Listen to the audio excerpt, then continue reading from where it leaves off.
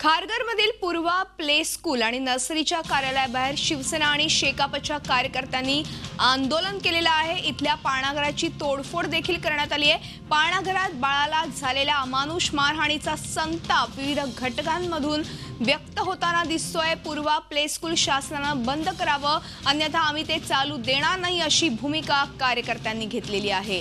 आपण बघितलं काल ही घटना घडली। 10 महिन्याच्या चिमुकलीला अतिशय घृणास्पद पद्धतीने, निर्दयी पद्धतीने तिची मारहाण करण्यात येत होती आणि हा सगळा प्रकार समोर आल्यानंतर आता शिवसेना आणि शेकापच्या कार्यकर्त्यांनी पूर्वा डे केअरची तोडफोड केलेली आहे। आणि एकूणच आपण ह्या संदर्भात अधिक माहिती घेणार आहोत आमच्या प्रतिनिधी स्वाती नाईक यांच्याकडून।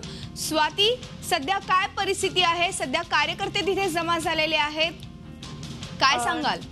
सकाळपासूनच या प्ले ग्रुपची गर्दी होती आणि तसेच इकडचे जे स्थानिक राजकीय कार्यकर्ते आहेत त्यांचीही मोठ्या प्रमाणात इथे गर्दी होती।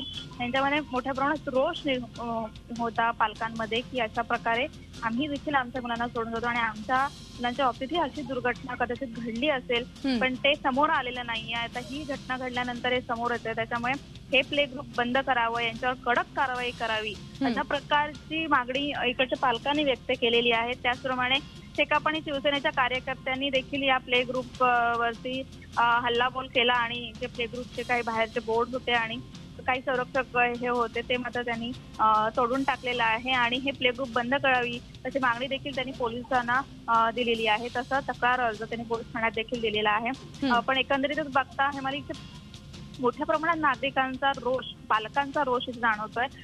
जसं जसं पालकांना इथे कळतंय त्याप्रमाणे पालक इथे दाखल होत आहेत आणि सांगतायत की कशा प्रकारे आमच्या मुलांनाही अशा प्रकारे धमकवण्यात आलं होतं, पण आम्ही दुर्लक्ष करत होतो की अशा प्रकारे काय होत नसेल।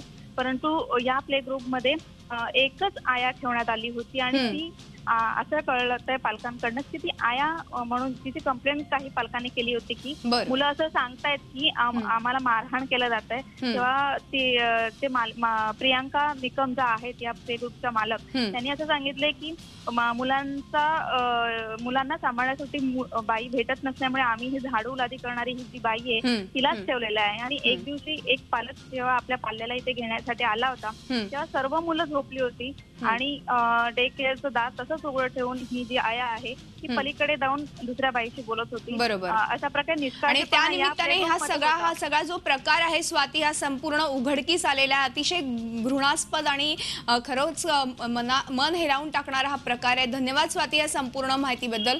आता आपण बघतोय की शेकाप आणि शिवसेनेचे कार्यकर्ते त्या ठिकाणी जमा झालेले आहेत। झी 24 तास रहा एक पाऊल पुढे।